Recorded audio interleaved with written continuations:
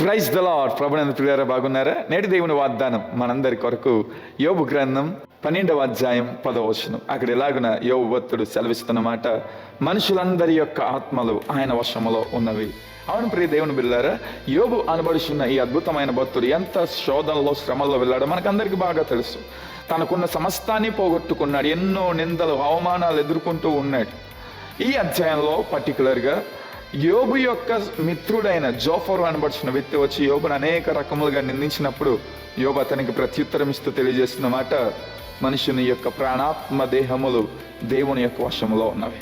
దేవుని యొక్క ఆజ్ఞ లేనిది ఏది జరగదు. ఈనాడు నాకు ఈ కీడు సంభవించినది, ఈనాడు నాకు ఈ అపాయం సంభవించినది దేవుని యొక్క ప్రణాళికలో, దేవుని యొక్క అవగాహనతో, దేవుని యొక్క జ్ఞానములోనే అని తెలియజేస్తూ ఉన్నాడు. మరి ఇటువంటి అద్భుతమైన ధైర్యము యోబు ఎలా పొందుకున్నాడు? అది యోబు యొక్క గొప్పతనం. కష్టములను చూసి బెదరలేదు, ఇతరుల మాటలను చూసి దిగులు చెందలేదు.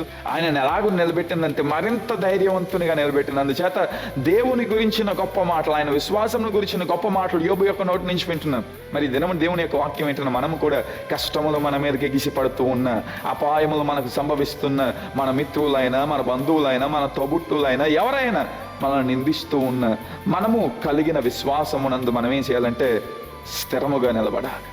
నా దేవుని వశంలోనే మనిషిని యొక్క ఆత్మ, లేదా నా ఆత్మ, నా ప్రాణం ఉన్నది. ఈ కష్టములో కూడా ఆయన ఇంకా తన యొక్క స్వాధీనంలో నన్ను ఉంచుకున్నాడు, ఆయన యొక్క కాపుదల్లో నన్ను ఉంచుకొని ఉన్నాడు, ఆయన నియంత్రణలోనే సృష్టి అంతయు ఉన్నది. కనుక ఆయన అవగాహన లేకుండా, ఆయన జ్ఞానములో లేకుండా ఏదీ జరగదు. కనుక ఆయన ఖచ్చితంగా నన్ను చూసుకుంటాడు, ఆయన ఖచ్చితంగా నన్ను భద్రపరుస్తాడు అనే అవగాహన మనలో ఎప్పుడైతే ఉంటుందో, ఆ అవగాహనతో ఎప్పుడైతే క్రీస్తునందు నిలిచి ఉంటామో విజయం మనదే, దీవెనలు మనవే.